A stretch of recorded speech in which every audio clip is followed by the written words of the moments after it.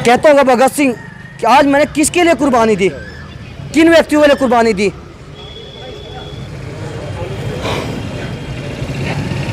काफी भावुक पल मैंने इस किन वक्त। लोगों की कुर्बानी दी, उन लोगों के लिए जो आज मुझे याद नहीं कर रहे।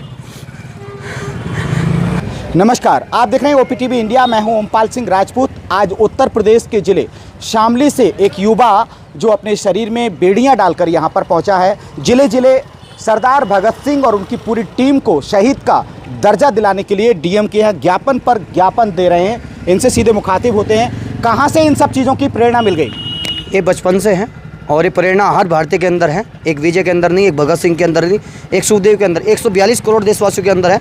कहीं ना कहीं कोई इस प्रेरणा को दबा लेता, कोई एक स्वार्थ में चला जाता है, लेकिन हर भारतीय अपने आप में देशभक्त है, क्रांतिकारी है और कहीं ना कहीं अपने देश के लिए मर मिट सकता है। ये दुनिया में और कोई देश के कहीं ना कहीं नागरिक नहीं कर सकते जो भारतीय है ना, अपने देश से प्रेम करता है। आपके परिवार में कितने सारे सदस्य हैं? क्या किसी ने पैरों में, हाथों में, गले में ये बेड़ियां डालकर इस तरह से जिले के कलेक्टर को ज्ञापन देना किसी ने किया ऐसा? नहीं, हमारे परिवार में नहीं किया, पहले देश में भी नहीं किया, लेकिन मेरा देश मेरा परिवार है और मैं अपने देश को अपना परिवार मानता हूँ। और मैं तो सौभाग्य की बात है कि आज परिवार के लिए कार्य करने का, कहीं ना कहीं देश के लिए उन क्रांतिकारियों की आवाज़ उठाने का सौभाग्य प्राप्त हुआ। और आज आपने बात परिवार की परिवार में महज 5 व्यक्ति हैं। मेरी दादी है, मेरी मम्मी है, भाभी और भैया और मैं हूँ। कहाँ से प्रेरणा मिली ये सब? मैं बार बचपन से है। मैं 14 साल की आयु में आपको बताऊँ, 14 वर्ष की आयु जब बच्चा है ना अपनी नाक पोंछता है, मैं आपको थोड़ा सा वाणी थोड़ी सी गलत है, लेकिन उस समय 14 वर्ष की आयु यही रहती है। उस समय मैंने 37 दारू के ठेके बंद कराने का काम किया है, आबकारी अधिकारी शामली को लेकर साथ में। और कहीं ना कहीं महिलाओं का समर्थन इतना ज़बरदस्त मिला उस समय। और फिर उसके बाद में एजुकेशन साथ साथ में प्राप्त करते गए। और 2019 में पूरा देश आज था, 14 फरवरी को हमारे देश के 42 जवान बॉर्डर पर शहीद हो गए थे, लेकिन पूरा देश रो रहा था। उस समय मैंने 2 दिन का अल्टीमेटम दिया सरकार को, खून से पत्र लिखकर। ये जो मेरी नस देख रहे हो ना, नस मैं दिखाना चाहूँगा कैमरामैन से, ये नस कटी है, ये मैंने ब्लेड से काटकर खून से पत्र लिखा था माननीय राष्ट्रपति जी को। और 2 दिन का अल्टीमेटम दिया। फिर उसके बाद मैं कश्मीर की तरफ निकल गया बदला लेने के लिए। इतना जोश कि मैं खुद बदला लूँगा आतंकवादियों से कि हमारे जवानों को कैसे मारा। फिर मैं जैसे साइकिल से निकला, 2 दिन में मैं शामली से सहारनपुर देहरादून चौक पर पहुंचा। वहाँ पर प्रशासन ने रोक लिया, मुझे आगे नहीं जाने दिया। फिर उसके बाद में मैं साइकिल गांव में छोड़कर फिर वापस दिल्ली पहुंचा। दिल्ली के कनॉट पैलेस में मैंने 42 शहीदों के नाम गुदवाए जो हमारे जवान शहीद हुए थे। आपकी कमर पर 42 शहीदों शहीदों के नाम नहीं है। उसके बाद में जो भी जवान शहीद होता रहा देश के अंदर, उनके नाम गुदते गए। अब फिलहाल प्रेजेंट में 267 नाम हमारे शरीर पर। हमारे कमर पीछे दिखाएंगे तो आप देख रहे हैं ये पुलवामा हमले में जो शहीद हुए हैं उनके एक एक नाम और उनके डिस्ट्रिक्ट का नाम यहाँ पर लिखा हुआ है। आप पीछे मुड़ जाइए तो ये सब चीज़ें, और आगे सरदार भगत सिंह जी की तस्वीर भी आपने गुदवाई है। और ये मैं समझना चाहता हूँ कि जब किसी कलेक्टर के पास आप पहुँचते हैं तो किस तरह का किरदार देखने और समझने को मिलता है आपकी इन सब चीज़ों को लेकर? नहीं, कहीं नहीं, जो हमारे डीएम है वो भी भारतीय है, उनको तो बड़ा प्राउड फील होता है कि सब लोग राजनीति में लगे हैं, पूरा देश राजनीति में लगा है, चुनाव में लगा है, कि कहीं ना कहीं आज भी युवाओं के अंदर जोश है, थोड़ा बहुत तो है। मैं नहीं मानता भगत सिंह के 1% हमारे अंदर जोश होगा, चलो कुछ तो कुछ है, थोड़ा बहुत अंश तो है, लेकिन मैं तो कहता हूँ हर कोई यहाँ पर भगत सिंह है। फिर कहता हूँ अपने आप में भगत सिंह है, सभी भारतीय भगत सिंह हैं। झांसी की रानी हमारी बहन है, मदर टेरेसा है, APJ अब्दुल कलाम है, वीर अब्दुल हमीद है। वे लोग हैं जिन्होंने देश के ऊपर कुर्बानी दी। लेकिन कहीं ना कहीं आज स्थिति ऐसी हो गई है कि आज 7 दशक बीत चुके, लेकिन भगत सिंह, राजगुरु और सुखदेव को शहीद का दर्जा नहीं मिला। जो सरकार है वर्तमान की, आप देख रहे हैं डबल इंजन की सरकार है। वोट मांगने के लिए प्रधानमंत्री, रक्षा मंत्री, कोई ऐसा मंत्री नहीं है जो इस वक्त तो सारे जिले नहीं घूम रहा हो। तो ऐसी स्थिति में जिन्होंने हमारे देश के लिए इतनी बड़ी कुर्बानियाँ दी हैं, क्या ये मंत्री वगैरह भी आप लोगों से मिले? मुझे अपने दादाजी की एक बात याद आ गई। जब देश में चुनाव हुआ करते थे, जब मेरे दादाजी जिंदा थे, मेरी उनकी बात याद है कि देश में जब चुनाव होते थे हर गांव में ढोल नगाड़े बजते थे और देशभक्ति के गीत गाए जाते थे, चाहे कोई किसी भी पार्टी का हो, समर्थक किसी पार्टी का, लेकिन सब लोग नाचते थे, कूदते थे। लेकिन आज के वक्त में चुनाव कैसे हो रहे हैं? सब लोग दारू पी रहे हैं, गाड़ियों में घूम रहे हैं, जिसके पास में गाड़ी ज़्यादा है, जिसके पास में धन ज़्यादा है, उसी का बोलबाला है, वही चुनाव जीतेगा। संविधान की धज्जियाँ उड़ाई जा रही है कहीं ना कहीं खुलेआम। आप देख रहे हो कहीं ना कहीं देश किस तरफ जा रहा है। और सर्वप्रथम आज अगर देश में चुनाव हो रहे हैं किसकी बदौलत? उन क्रांतिकारियों की बदौलत जिन्होंने देश को आज़ाद करा। भगत सिंह, राजगुरु और सुखदेव, उनको याद नहीं किया जा रहा है। और मैं तो कहना चाहता हूँ दिल्ली यूनिवर्सिटी की किताब में उसके 20वें अध्याय में आपको किताब का नाम भी बताऊंगा और दर्शकों को। और कहीं ना कहीं आज तक भी आतंकवादी करार दिया जाता है, पढ़ा जाता है, लिखा जाता है। तो ये दुर्भाग्य की दुख की बात होती है, मन आहत होता है जब भगत सिंह की माँ की आत्मा भी रोती होगी। कहता होगा भगत सिंह कि आज मैंने किसके लिए कुर्बानी दी, किन व्यक्तियों के लिए कुर्बानी दी।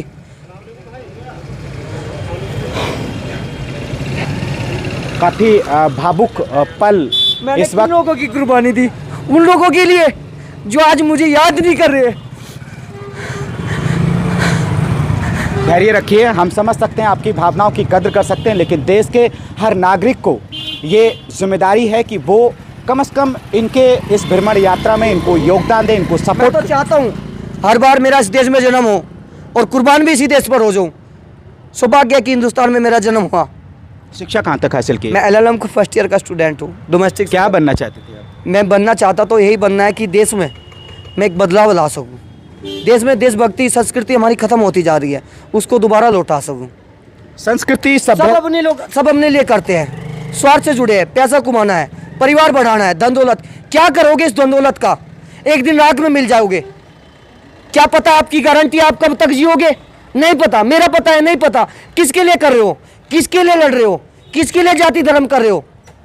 अभी आप उत्तर प्रदेश के कितने जिलों के कलेक्टर से मिलकर? 22वां जिला है। आज 2 मार्च को निकल रहा है, 22वां जिला है। तो 22 जिलों में आपने कितने कलेक्टर आपका ज्ञापन लेने के लिए स्वयं आए और आपको सुना? सभी आए, सभी ने बड़ा सम्मान दिया।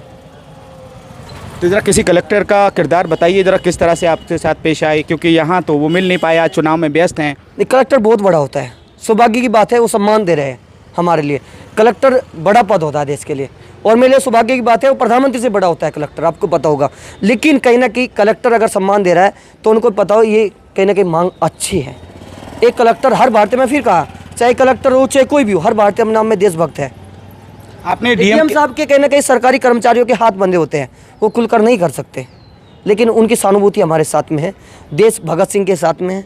भगत सिंह की माता के कहीं ना कहीं जो उनकी मांगे थी, भगत सिंह का परिवार कहीं ना किरण जी उनके भतीजे हैं, वो भी साथ में है। अच्छा, तो ये किसकी वजह से अभी तक इनको दर्जा नहीं मिल पाया? ये सभी की वजह से है, हर भारतीय की वजह से है। IAS IPS या फिर IPS वाइज को नहीं कह सकते, हर भारतीय कारण है, क्योंकि भारतीय रहता है इस देश में। लेकिन जिम्मेदारी तो सरकार की है ना? जिम्मेदारी सरकार की है, लेकिन जिम्मेदारी भारतीयों की भी है।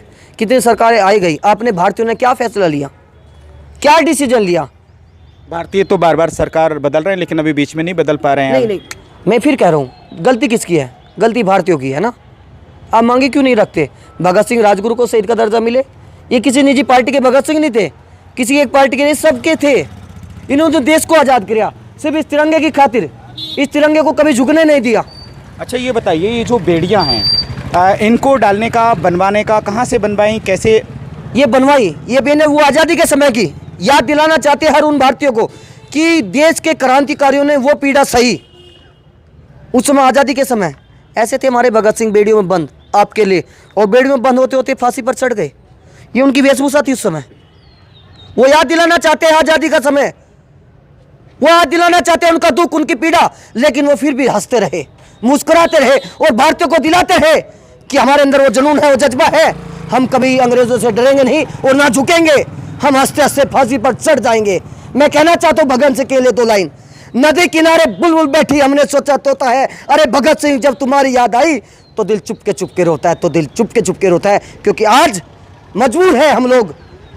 कहीं ना कहीं आपको शहीद का दर्जा नहीं मिला, राजगुरु सुखदेव जी, हम मजबूर हैं, और हम जब तक नहीं रुकेंगे जब तक आप लोगों को शहीद का दर्जा नहीं मिलेगा। शहीद का दर्जा सरकार दिलाएगी, और सरकार इस वक्त तो देश और प्रदेश में मोदी जी की है, और अभी भी सरकार को लेकर कितनी जदोजहद चल रही है। तो क्या इतने सारे दिनों में जो पत्र लिखे, खून से लिखे, कभी किसी सरकार ने गंभीरता नहीं दिखाई आपके पत्रों पर? 2 मार्च से शुरू किया था, अभी जैसे जैसे पत्र जाएगा, अब कितनी गंभीरता है वो तो सरकार जाने। लेकिन आपकी जिद है? मेरी जिद है, और कहीं ना कहीं जब जिद हो जाती है, पागलपंती हो जाती है, पागल आदमी ही कामयाब होता है। तो सुना आपने, ये पागल हैं। मैं चाहता हूं हर भारतीय पागल बने, तिरंगे के लिए पागल बने, देश के लिए पागल बने, अपने इंसानियत के लिए पागल बने। लेकिन पागल एक बार बनकर तो देखे, आपके अंदर वो जुनून और जज्बा आएगा, आप खुद कहोगे भारत माता की जय, भारत माता की जय। तो अभी अभी यहाँ से कहाँ पहुँचेंगे आप? बरेली, उसके बाद उसके बाद नेक्स्ट जिला शाहजहाँपुर, सीतापुर, लखनऊ, आगे बढ़ते जाएंगे, रुकेंगे नहीं। अच्छा, जब कहीं पहुँचते हैं तो हर तबके के लोग मिलते होंगे, तो बड़ा सम्मान मिलता है। मैं फिर कहता हूँ, आप जो प्रसन्न करना चाह रहे, हर भारतीय के अंदर देशभक्ति है, हर भारतीय के अंदर। यहाँ तो जाति धर्म में लोगों को बांट दिया गया। क्या उस समय देश आज़ाद हुआ? किसी ने सोचा था कि मैं उस जाति से, उस धर्म से हूँ? क्या आज भी बॉर्डर पर देश की सेना के जवान बॉर्डर पर ड्यूटी दे रहे हैं? क्या आतंकवादी की गोली देखती है कि हिंदू है मुसलमान है? क्या हमारे भाई ये कलेक्टर में ड्यूटी दे रहे हैं, डीएम है या एसडीएम है या हमारे सिपाही है हर फोर्स में, क्या ये देखते हैं कि मैं किस जाति से हूँ, किस धर्म से हूँ? ये देश की सेवा कर रहे हैं। तो ये जो ज्ञापन आप दे रहे हैं हर जिलाधिकारी को, जिले जिले में जाकर के, ये किसके नाम दे रहे हैं आप? राष्ट्रपति जी के नाम, प्रधानमंत्री जी के नाम। कब तक देंगे? जब तक नहीं मिल जाता, तब तक लास्ट जिला नहीं हो जाता, तब तक देते जाएंगे। फिर राष्ट्रपति महोदय से मुलाकात करेंगे, फिर प्रेस क्लब ऑफ इंडिया में प्रेस कॉन्फ्रेंस करेंगे, फिर उसके बाद में हाई कोर्ट में अपील दायर करेंगे, फिर सुप्रीम कोर्ट जाएंगे, फिर यूएनए कोर्ट जाएंगे। वाह। ओपीटीवी इंडिया सैल्यूट और सलाम करता है इस यूपी के जवान को, जो कम से कम अपनी एक अच्छी जिम्मेदारी को देश के प्रति, देश के उन शहीदों के प्रति, उनको शहीद का दर्जा दिलाने के लिए पूरे जोश और पूरे उत्साह के साथ उत्तर प्रदेश के अलग अलग जिलों में होते हुए आज जब रामपुर पहुंचे, तब इनका जोश उत्साह देखकर हमने कहा हम भी आपसे बात करते हैं। तो अभी हमसे ये मुखातिब थे। हम आपसे अपील करते हैं कि जो जहां हमको देख रहे हैं, सुन रहे हैं, वो जिस ज़िले से अगर ये जनाब गुजरें, आपको मिलें, तो इनके जज्बे को और इनकी हिम्मत को एक बार सैल्यूट ज़रूर करना, ताकि इनका जज्बा देश के उन होनहार जो अब हमारे बीच में नहीं है, लेकिन वो लोगों की धड़कन बन चुके हैं, लोगों के दिलों में हैं, खासतौर से इन जैसे युवाओं के दिलों में। ओपीटीवी इंडिया पर खबरों का सिलसिला लगातार जारी है। अगर अभी तक आपने हमारे चैनल को सब्सक्राइब नहीं किया है तो आप अभी कर लीजिए, और क्या है हमारी खबरों को लेकर आपकी राय कमेंट्स बॉक्स में लिखना कभी ना भूलें। और हाँ, एक बात उत्तर प्रदेश की और देश की इस सरकार से मैं कहना चाहता हूँ कि जिम्मेदार तो आप ही है, और डबल इंजन की सरकार भी आप ही की है। आगे बनेगी नहीं बनेगी ये तो वक्त बताएगा, लेकिन जो जिम्मेदारी है देश के उन शहीदों के प्रति, कम से कम अगर उनको शहीदों का दर्जा मिल जाए तो कम से कम ये युवा पूरे देश में शायद कितना खुश होगा, इसकी खुशी का कोई ठिकाना नहीं होगा। क्योंकि इनका कहना है कि हर देश के युवा के प्रति उनके दिलों में शहीद भगत सिंह की टीम की आस्था बसती है। नमस्कार।